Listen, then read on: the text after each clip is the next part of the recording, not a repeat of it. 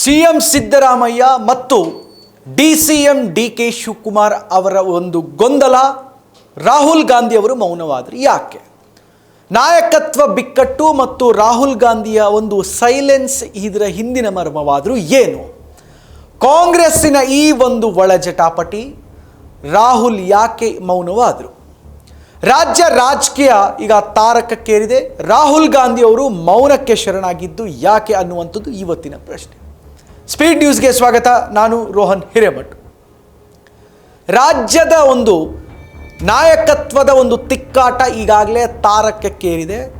ರಾಹುಲ್ ಗಾಂಧಿಯ ಮಧ್ಯೆ ಯಾಕೆ ಇವರು ಪ್ರವೇಶ ಮಾಡ್ತಾ ಇಲ್ಲ, ಯಾಕೆ ಆಗ್ತಾ ಇಲ್ಲ ಅನ್ನುವಂಥ ಪ್ರಶ್ನೆ.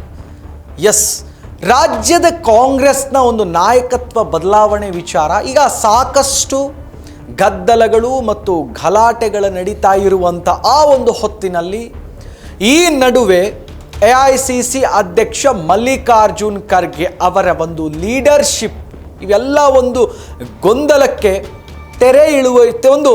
ತೆರೆ ಎಳೆಯೋಕೆ ಒಂದು ಸೂಚನೆ ನೀಡುವ ಬದಲಾಗಿ ಸೂಚನೆ ಕೊಡೋಕೆ ಒಂದು ಅಸಹಾಯಕತೆಯಾಗಿರುವ ಒಂದು ಮಾತು ಈಗಾಗಲೇ ಕೇಳಿ ಬರ್ತಾ ಇರುವಂಥದ್ದು. ಇಷ್ಟೆಲ್ಲ ಒಂದು ಬೆಳವಣಿಗೆಗಳ ನಡೀತಾ ಇದ್ದರೂ ಲೋಕಸಭೆಯ ವಿರೋಧ ಪಕ್ಷದ ನಾಯಕ ರಾಹುಲ್ ಗಾಂಧಿ ಅವರು ಮಾತ್ರ ಸೈಲೆಂಟ್ ಆಗಿದ್ದಾರೆ. ರಾಹುಲ್ ಗಾಂಧಿ ಅವರು ಮಧ್ಯ ಪ್ರವೇಶವನ್ನು ಮಾಡಿ ಅವರು ಈ ಎಲ್ಲ ಒಂದು ಗೊಂದಲಕ್ಕೆ ಯಾಕೆ ಇವರು ಸಾಕಷ್ಟು ಸುಮ್ಮನಾದರೂ, ಸಾಕಷ್ಟು ಈ ಒಂದು ಕುತೂಹಲಕ್ಕೆ ಈಗ ಕಾರಣವಾಗಿರುವಂಥದ್ದು. ರಾಜ್ಯದ ಒಂದು ನಾಯಕತ್ವದ ಒಂದು ಕಿತ್ತಾಟ, ಸಿಎಂ ಸಿದ್ದರಾಮಯ್ಯ ಮತ್ತು DCM DK ಶಿವಕುಮಾರ್ ಅವರ ಒಂದು ಭಿನ್ನಮತ, ಒಳ ಹೇಳಿಕೆಗಳು, ಇವೆಲ್ಲವೂ ಕೂಡ ಸೆಪ್ಟೆಂಬರ್ ಕ್ರಾಂತಿ, ನವೆಂಬರ್ ಕ್ರಾಂತಿ ಇವೆಲ್ಲವೂ ಕೂಡ ಈಗ ಜನವರಿಗೆ ಶಿಫ್ಟ್ ಆದಂಗೆ ಒಂದು ಕಡೆ ಕಾಣಿಸ್ತಾ ಇದೆ. ಇನ್ನು ಜನವರಿಗೆ ಬದಲಾವಣೆ ಆಗುತ್ತಾ, ನಿಶ್ಚಿತವಾಗಿ ಈ ಹಂತ ತಲುಪುತ್ತಾ ಅನ್ನುವಂತಹ ಪ್ರಶ್ನೆ.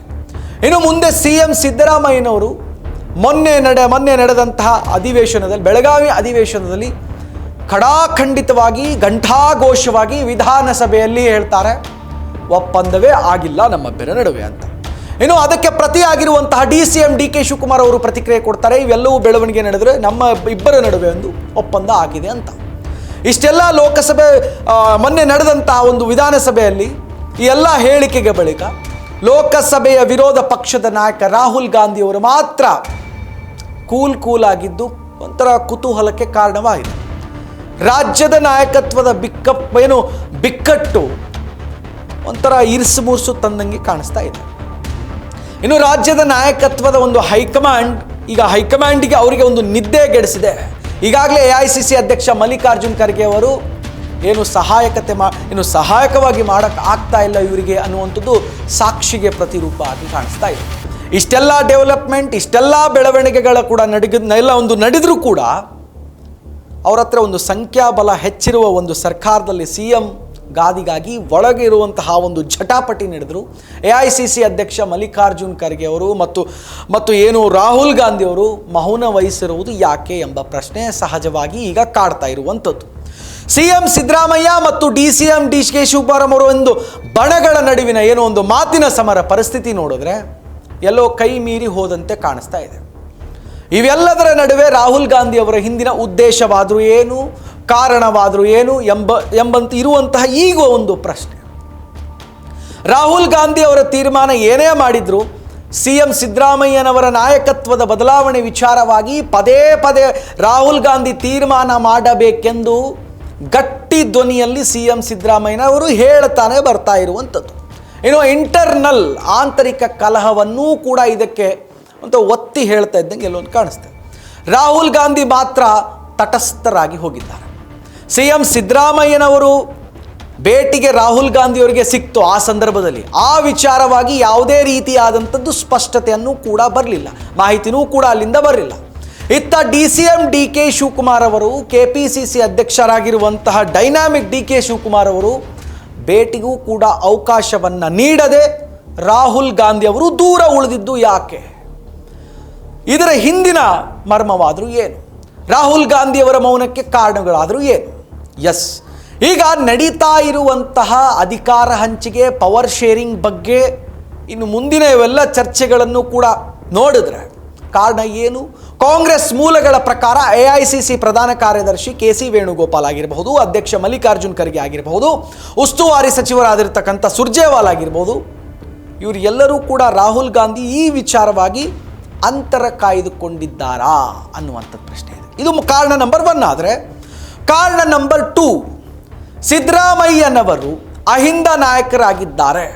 ಅಹಿಂದ ವರ್ಗಗಳ ಕಾಂಗ್ರೆಸ್ಸಿನ ಒಂದು ಬ್ಯಾಕ್ ಬೋನ್ಸ್ ಅಂತ ಹೇಳ್ಬೋದು, ಒಂದು ಬೆನ್ನೆಲುಬಾಗಿ ನಿಂತಿರುವಂತಹ ಸ್ಟ್ರಾಂಗ್ ಕ್ಯಾಂಡಿಡೇಟ್ ಅಂತ ಹೇಳ್ಬೋದು. ಈ ಒಂದು ಅಹಿಂದ ವರ್ಗಗಳ ಮಾಸ್ ಡೈನಾಮಿಕ್ ಲೀಡರನ್ನು ಏನಾದರೂ ಇವರು ಎದುರು ಹಾಕಿಕೊಂಡರೆ ಮುಂದಿನ ದಿನಗಳಲ್ಲಿ ಕಾಂಗ್ರೆಸ್ಗೆ ದೊಡ್ಡ ಪೆಟ್ಟು ಬೀಳುವಂತಹ ಒಂದು ಸೂಚನೆ ಅವರಿಗೆ ಗೊತ್ತಿದೆ. ಇನ್ನು AICC ಏನು OBC ಸಮಾವೇಶದಲ್ಲಿ OBC ಒಂದು ಚಾಂಪಿಯನ್ ಅಂತ ಹೇಳಿ ಬದಲಾವಣೆಗೆ ಸಿಕ್ಕಿದ್ದಂತಹ ಇವೆಲ್ಲವನ್ನು ಕೂಡ ಕೊಟ್ಟಂಥ ತಪ್ಪು ಸಂದೇಶಗಳೇನಿತ್ತಲ್ಲ, ಅವು ಏಕಾಏಕಿ ನಾಯಕತ್ವದ ಬದಲಾವಣೆಗೆ ಕೈ ಹಾಕಿದರೆ ಮುಂದೆ ಪಕ್ಷಕ್ಕೆ ಪರಿಣಾಮ ಗ್ಯಾರಂಟಿ ಅಂತಹ ಆತಂಕ ಭಯ ಹೆಚ್ಚಿಗೆ ಇರುವಂಥದ್ದು. ಇನ್ನು ಪಕ್ಷ ಅಧಿಕಾರದಲ್ಲಿರುವಂಥ 3 ರಾಜ್ಯಗಳ ಪೈಕಿ ಅದರಲ್ಲೂ ಕೂಡ ಏಕೈಕ ಕರ್ನಾಟಕ ರಾಜ್ಯ ಮಾತ್ರ OBC ಅಂತ CM ಅಂತ ಅನಿಸಿಕೊಂಡಿರುವಂಥ ಕರ್ನಾಟಕ ರಾಜ್ಯ ಅಂತಹ ಲೀಡರ್. ಇದನ್ನು ಬದಲಾವಣೆ ಏನಾದರೂ ಮಾಡಿದರೆ ಬೀರುವ ದೀರ್ಘಕಾಲ ಲಾಂಗ್ ಟೈಮ್ ಪರಿಣಾಮ ಏನು ಅನ್ನುವಂಥದ್ದು ಮಹತ್ವವಾಗಿದೆ. ಅದು ಖಂಡಿತ ಆಗುತ್ತೆ ಒಂದು ವೇಳೆ ಇವರು ಬದಲಾವಣೆ ಮಾಡಿದ್ರೆ. CM ಸ್ಥಾನದಿಂದ CM ಸಿದ್ದರಾಮಯ್ಯನವರನ್ನು ಚೇಂಜ್ ಮಾಡೋದು ಬಹಳ ಕಷ್ಟ. ಇನ್ನು ಕಾರಣ ನಂಬರ್ 3 ಏನಂತಂದರೆ, CM ಸ್ಥಾನದಿಂದ CM ಸಿದ್ದರಾಮಯ್ಯನವರನ್ನು ಕೈ ಬಿಟ್ಟರೆ ಮುಂದೆ ಯಾವ ಸ್ಥಾನ ಅವರಿಗೆ ಕೊಡಬೇಕು ಎಂಬುದು ಅವರಲ್ಲಿ ಕೂಡ ಸಾಕಷ್ಟು ಗೊಂದಲ ಇದೆ. ಈ ಒಂದು ನಿಟ್ಟಿನಲ್ಲಿ CM ಸಿದ್ದರಾಮಯ್ಯ ಅವರನ್ನು ಈ ಅವಧಿಯಲ್ಲಿ ಈ ಒಂದು ಟೆನ್ಯೂರ್ ಪೀರಿಯಡ್ ಏನಿದೆ ಈ ಅಧಿಕಾರದಲ್ಲಿ ಮುಂದುವರಿಸೋದ್ರಿಂದ ಪಕ್ಷಕ್ಕೂ ಅನುಕೂಲ ಮತ್ತು ಮುಂದಿನ ಡೆವಲಪ್ಮೆಂಟ್ಗೂ ಅನುಕೂಲ ಎಂಬುದು ಕ್ಯಾಲ್ಕುಲೇಷನ್ ಮತ್ತು ಲೆಕ್ಕಾಚಾರ, ಇದರ ಹಿಂದಿನ ಮರ್ಮ. ಈ ವಿಚಾರವಾಗಿ ರಾಹುಲ್ ಗಾಂಧಿ ಅವರು ಆಪ್ತ ವಲಯದಲ್ಲೂ ಕೂಡ ಇದೇ ಒಂದು ಅಭಿಪ್ರಾಯ ಹೊಂದಿದ್ದಾರೆ ಅಂತ ಹೇಳ್ಬೋದು. ಇನ್ನು ಕಾರಣ 4ನೇದೇನಂತ, ಒಕ್ಕಲಿಗರಿಗೆ ಏನಾದರೂ CM ಸ್ಥಾನ ಕೊಟ್ಟರೆ ಇಡೀ ಒಂದು ಸಮಾಜದಲ್ಲಿ ಒಂದು ಸಮುದಾಯದಲ್ಲಿರ್ತಕ್ಕಂಥ ಎಲ್ಲ ಒಂದು ಅಷ್ಟು ಪಕ್ಷಕ್ಕೆ ಅಷ್ಟೊಂದು ಹೆಚ್ಚಿಗೆ ಅನುಕೂಲವಾಗುವುದಿಲ್ಲ ಅನ್ನೋದು ಸ್ಪಷ್ಟ. ಅದನ್ನು ಹೊರತಾಗಿಯೂ ಮಿಗಿಲಾಗಿ ಪಕ್ಷಕ್ಕೆ ಏನಾದರೂ ಅಹಿಂದ ಮತಗಳು ಏನಾದರೂ ಇವ್ರು ಕಳೆದುಕೊಂಡ್ರೆ ಕಾಂಗ್ರೆಸ್ ಅಲ್ಲೋಲ ಕಲ್ಲೋಲ ಗ್ಯಾರಂಟಿ. ಇನ್ನು ಅಹಿಂದ ಮತಗಳೇ ಕಾಂಗ್ರೆಸ್ ಪಕ್ಷಕ್ಕೆ ಬೆನ್ನೆಲುಬಾಗಿ ನಿಂತಿರುವುದು ಸ್ಪಷ್ಟ. ಇಲ್ಲಿ ಗಮನಿಸಬೇಕಾದಂಥದ್ದು ಒಂದು ವಿಚಾರ.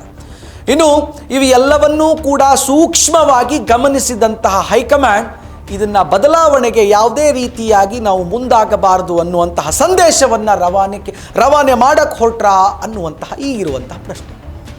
ಇನ್ನು ಕಾರಣ ನಂಬರ್ 5, CM ಸಿದ್ದರಾಮಯ್ಯನವರು ನಾಯಕತ್ವದ ಬಗ್ಗೆ ರಾಹುಲ್ ಗಾಂಧಿ ಅವರು ಕೆಲವೊಂದು DKಶಿಯ ಒಂದು ಸೈದ್ಧಾಂತಿಕವನ್ನು ಒಂದು ನಿಲುವಿನ ಬಗ್ಗೆ ಅಪಸ್ವರಗಳನ್ನು ಕೂಡ ಇರೋದಕ್ಕೆ ರಾಹುಲ್ ಗಾಂಧಿಯವರು ಇಟ್ಕೊಂಡಿರೋಕ್ಕೆ ಸಾಧ್ಯವೇ ಇಲ್ಲ. ಇದನ್ನು ಏನಾದರೂ DK ಶಿವಕುಮಾರ್ ಅವರ ಬಗ್ಗೆ ಭಿನ್ನಾಭಿಪ್ರಾಯಗಳು ಒಳಗಡೆ ಏನಾದರೂ ಇದ್ದರೆ DKಶಿಗೆ ಯಾವುದೇ ಕಾರಣಕ್ಕೂ ಇವರು ಕೊಡ್ತಾರೋ ಇಲ್ವೋ ಅನ್ನುವಂಥದ್ದು ಈಗಿರುವಂಥ ಪ್ರಶ್ನೆ. ಇನ್ನು ಮೊನ್ನೆ ಲಾಸ್ಟ್ ಒಂದು ಟೆನ್ಯೂರ್ ಪೀರಿಯಡಲ್ಲಿ DK ಶಿವಕುಮಾರ್ ಅವರು ಅಮಿತ್ ಶಾ ಮತ್ತು ಸದ್ಗುರು ಜಗ್ಗಿ ವಾಸುದೇವ್ ಅವರ ಜೊತೆ ಒಂದು ಸ್ಟೇಜನ್ನು ಹಂಚಿಕೊಂಡ್ರು, ವೇದಿಕೆಯನ್ನು ಕೂತ್ಕೊಂಡ್ರು. ವೇದಿಕೆಯಲ್ಲಿ ಒಂದು ಸಾಕಷ್ಟು ಅದರಲ್ಲಿ ಒಂದು ಫಂಕ್ಷನ್ ಬೇರೆ ದೊಡ್ಡದಾಗಿ ವಿಜೃಂಭಣೆಯಿಂದ ನಡೀತು. ಆ ಬಳಿಕ ಕುಂಭಮೇಳದಲ್ಲಿ ಕೂಡ CM DK ಶಿವಕುಮಾರ್ ಭಾಗಿಯಾಗಿ ವ್ಯವಸ್ಥಿತವಾಗಿ ಕೂಡ ಅಲ್ಲಿ ನಡೆದುಕೊಂಡ್ರು. ಆದ ಬಳಿಕ ಏನು ಸದನದಲ್ಲಿ RSS ಗೀತೆಯನ್ನು ಹಾಡಿ ಹೊಗಳಿದ್ದು ಇಡೀ ರಾಷ್ಟ್ರಾದ್ಯಂತ ಸುದ್ದಿ ಕೂಡ ಆಯಿತು. ಇನ್ನು ಇವೆಲ್ಲವನ್ನು ಗಮನಿಸಿದ್ರೆ ಮುಂದಿನ ದಿನಗಳಲ್ಲಿ ಬೆಂಗಳೂರನ್ನು ಒಂದು ಉತ್ತುಂಗಕ್ಕೆ ತೆಗೆದುಕೊಂಡು ಹೋಗುವ ಒಂದು DK ಶಿವಕುಮಾರ್ ಅವರ ಲೆಕ್ಕಾಚಾರ, ಕಾರಿಡಾರ್ ರೋಡ್ ಆಗಿರಬಹುದು ಅಥವಾ ಸುರಂಗಗಳಾಗಿರ್ಬೋದು, ಇವೆಲ್ಲ ಡೆವಲಪ್ಮೆಂಟ್ಗಳನ್ನು ಇಟ್ಕೊಂಡಿರುವಂತಹ CM DK ಶಿವಕುಮಾರ್ ಏನಾದರೂ ಮುಂದೆ CM ಆದರೆ ಮಾಡುವಂಥದ್ದು. ಇನ್ನು ಬೆಂಗಳೂರು ಅಭಿವೃದ್ಧಿ ವಿಚಾರದಲ್ಲಿ ಎಲ್ಲ ಈ ಉದ್ಯಮಿಗಳು ಕೂಡ ಅಪಸ್ವರ ಎತ್ತಿರುವುದು DKಶಿಯ ಬಗ್ಗೆ ಒಲವು ಕಡಿಮೆ ಆಗುವಂತಹ ಕಾರಣ ಇಲ್ಲಿ ಸ್ಪಷ್ಟವಾಗಿ ಗೋಚರಿಸುತ್ತೆ. ಒಟ್ಟಾರೆ ಇದು ರಾಜ್ಯದ ಕಾಂಗ್ರೆಸ್ ನಾಯಕತ್ವದ ಗೊಂದಲ ನಡುವೆ ರಾಹುಲ್ ಗಾಂಧಿ ಅವರು ಮೌನವೇ ಹೆಚ್ಚಿನ ಒಂದು ಪ್ರಶ್ನೆಯಾಗಿ ಹುಟ್ಟಿದು. ಇನ್ನು ಮುಂದಿನ ದಿನಗಳಲ್ಲಿ ಈ ಎಲ್ಲ ಪ್ರಶ್ನೆಗಳು ಹೈಕಮಾಂಡ್ಗೆ ಯಾವ ತೀರ್ಮಾನ ತೆಗೆದುಕೊಳ್ಳುತ್ತೆ ಅನ್ನುವಂಥದ್ದನ್ನು ಕಾದು ನೋಡಬೇಕಿದೆ. ಇನ್ನಷ್ಟು ಅಪ್ಡೇಟ್ಸ್ಗಾಗಿ ನೋಡ್ತಾ ಇರಿ ಸ್ಪೀಡ್ ನ್ಯೂಸ್ ಕನ್ನಡ.